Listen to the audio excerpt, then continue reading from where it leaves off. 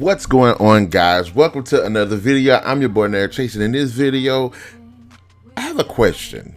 Now the question is, well, let me preface first. I am a huge fan of the Millennium series. I've enjoyed by Stieg Larsson, who wrote The Girl with the Dragon Tattoo. Now, his original run of 3 books is the first 3 books: The Girl with the Dragon Tattoo, The Girl Who Played with Fire, and The Girl Who Kicked the Hornet's Nest.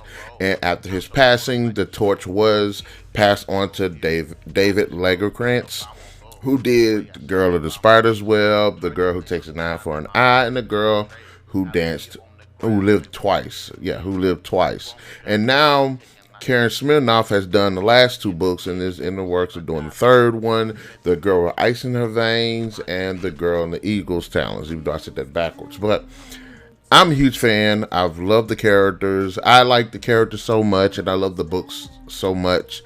I've actually, on my blog, have been building kind of a Millennium hub.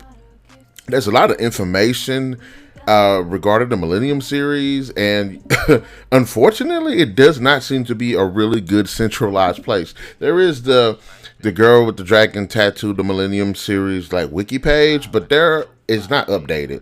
There is not a wealth of information regarding most of the characters, events. It really sucks. But I decided to go ahead and make my own with the character guides, the books, the book reviews, the authors and stuff. So it's been really fun doing the research for that. But I have been having one specific problem, and I have noticed that other people have had the exact same problem. What is the freaking timeline of the Millennium series? And that's the purpose of this video. I wanted to do a timeline establishing character birthdays, special events, what years the books take place, the time period, things like that. Unfortunately, it's been very hard finding information regarding this. Now, in terms of the first 3 books, we do get a definitive timeline. The first book, The Girl with the Dragon Tattoo, in fact, is what I do have. Most of the top half is kind of like the Vanger family story, so I figured that was a good place to kind of start. And then about right here is where we get the timeline. Let's see. Where is it? Book 1, book 2, right here. So, The Girl with the Dragon Tattoo takes place between 2002 to 2003. Now, the events of The Girl Who Played with Fire ends up taking place a few months after that. So that places it in 2004. Now, it's said that the books take place Girl with the Dragon Tattoo takes place late 2002 and then to late 2003. So that way, after a few months after what has been going on with The Girl with the Dragon Tattoo, The Girl Who Played with Fire picks up in about early-ish 2004. So there is that storyline, and of course, The Girl Who Kicked the Hornet's Nest takes place right after The Girl Who Played with Fire, and it's still 2004. Now, this is the tricky bit because when the books take place, Lisbeth is 24 in the beginning of 2002, and then in the beginning of The Girl with the Dragon Tattoo, and then her birthday has to be later on in the books of 2003, because it's April. What is her birthday? April. Ah, crap. I wrote it down. Well, it's in April, I believe. I thought I had the damn birthdays. Yeah, April 30th, 1978. That's her birthday. Okay. So she's 24. So she should be 24 by towards the middle of the ending of Dragon. That's a transition of her being 23 to 24 in the first book. Now, this is the tricky bit, because I've been looking up the information, and most of what I've seen is that they say the later books take place kind of in the years they were published. So I'm like, okay, so by the time you have the girl with ice in her veins, how old is Lisbeth? And they said that she's 48. I was like, there's no way that this woman is like damn near 50 by book 8. And let me explain why. Because reading all of these books, I got the general sense that she ain't even been 40 yet. I think that the whole story felt like it took place over 10 to 15 year period. I would give it maybe to 2015, no further than that. Maybe you could say you can push to 2018 because because a lot of it's been measured through the technology that's available as well as some of the events. Although there are major events that are referenced within the books that aren't but leave out so much other things that were going on during the time. So it's kind of hard to gauge with that. My whole consensus was by the time of The Girl with Ice in the Veins, the series should have been at like 2015. Now, in the books, in The Girl with the Spider's Web, it begins with Lisbeth on retreat. And she's been gone for quite a while now. Now, there was a question because I was under the impression that The Girl in the Spider's Web took place like maybe a year or a year up to maybe 3 years. Like there was a gap of like 3 years. And I feel like one of the things that gave me that impression was some dialogue that surrounded Mikael Blomkvist, who's been trying to get in contact with her, as well as a conversation that she had with Anika Janini, who is Mikael's sister, and who helped her win her case in The Girl Who Kicked the Hornet's Nest. There was a conversation. I want to say that she had either said that Lisbeth hadn't been contacting her within like a year, or it's been like 3 years.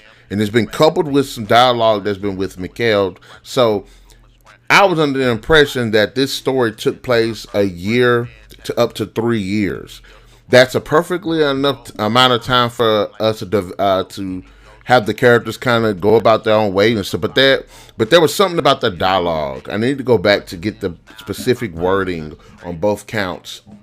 But I was like, so that book had to have taken place within 3 years of The Girl Who Kicked the Hornet's Nest. If anybody's seen this or read it recently, I need to buy the book and reread it again.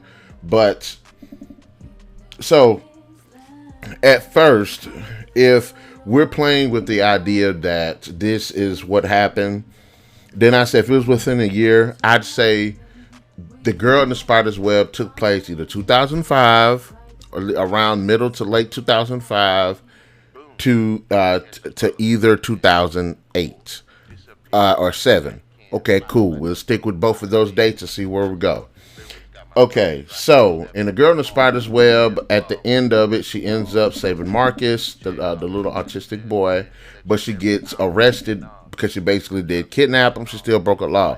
So she either has to serve 2 months or was already in jail for 2 months. There's something along those lines. So The Girl Who Takes an Eye for an Eye takes place right after The Girl in the Spider's Web because she's in prison. So we'll say she's still in that either 2005 era or in the 2007 era. So by the end of that book, it should either be still in 2005 or 2007, or it should be moving into the next year, 2006 or 2008. But The Girl Who Lived Twice takes place shortly after that. So it still should be within, like, the stories themselves, the books themselves should take place within like a 2-year time period. And it would feel like it feels in... It would feel like it's in line with the first trilogy, because that trilogy takes place within like a 2-year time period. So if these 3 books take place over another 2 to 3 year time period, then I think that would make sense. So if if we give them that type grace, then I would feel confident that the books do take place, the series do take place a year to 3 years between each other, because the books all pretty much take place back to back in most in most of the capacity. So, having said that, we'll move on to the girl with ice in her veins, and no, the girl in the eagle's talons and the girl with ice in her veins. And again, I'm giving them the benefit of the doubt because it has been some time since the events of the girl who lived twice. Again, I would give it a grace period of maybe a year to 3 years. Having said that, because, you know, at this point, Mikael and Lisbeth, they still somewhat talk, but not really, because she still kind of has this ghosting thing about her, but there's still somewhat contact. And a lot of what's been going on with like Millennium aging out and them transitioning to like social media stuff still kind of feels like, because by the time the new series by David Lagercrantz has come, you know, Millennium's kind of going downhill. But this is that was the time period, 2008-ish to about 2007 to about 2012 is when you start seeing more magazines, newspaper places start going under, more transitions of them trying to be on more social media and stuff. So it does fit. I would say it does fit that with the struggling news with the magazine and everything. And then the girl with ice in her, no, the girl in the Eagles challenge is kind of where it's like, yes, Millennium is no more, at least not the physical way it was, but they have like a podcast and stuff like that. So I would believe, given that time period and that level of what was going on with like magazines and newspapers and stuff like that, it had to have been like 2012, 2013, somewhere along those lines. And then and again, I think Mikael, he wasn't even working at Millennium anymore. He was pretty much kind of washed up, even though he was still doing journalist type stuff. So by the time, and then, you know, this is where we meet the young girl. What's her name? Svala. Svala is Lisbeth's niece through her brother, Robert Niederman. And if I could get some information on how old he is, and just like get a birthday or something, as well as like get a birthday Svala, that'll help out as well. It's kind of hard because after like the 3 books, like that, and it's crazy because this series is about like journalism and stuff. The first, you know, especially the first book, journalism. There's a lot of dates and stuff. And it's like after that, there's no dates. And I don't mind them introducing characters and things like that. But it's like you have to take the time out to put this stuff in there. Because I'm saying, like I said, I'm trying to build this timeline, but it's so freaking hard. I mean, like I said, I got some of like, and most of it, like the first 3 books is where I got most of the information, specifically the first damn book. But it's like, okay, so when was Svala born? Because it was 13. And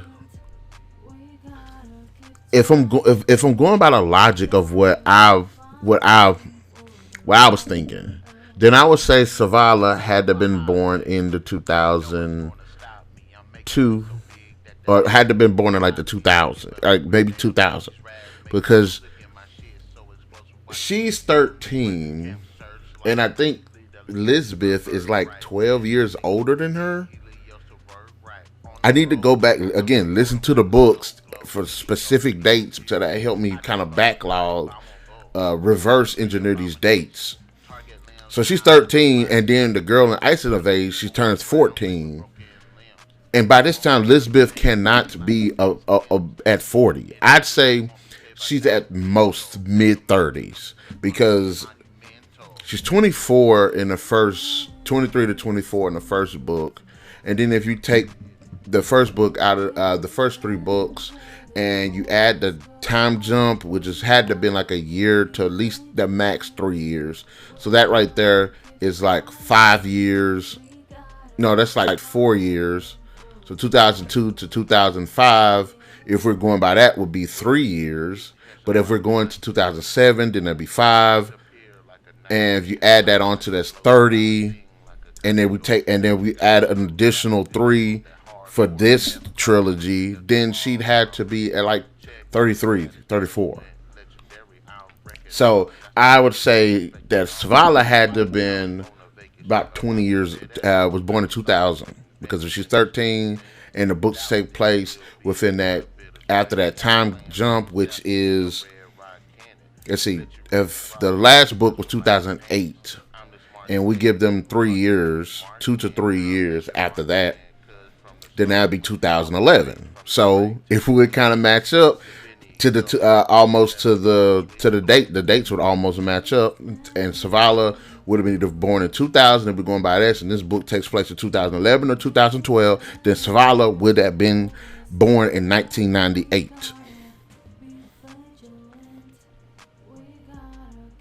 1998, 1999, because in the next book she becomes 14. But like I said, the dates. Now, what's throwing everything off, it makes the time period so loose and everything, is one, no certainty with the dates in the damn books, which I'm going to go back, listen through the entire series, because I want to get these damn dates figured out.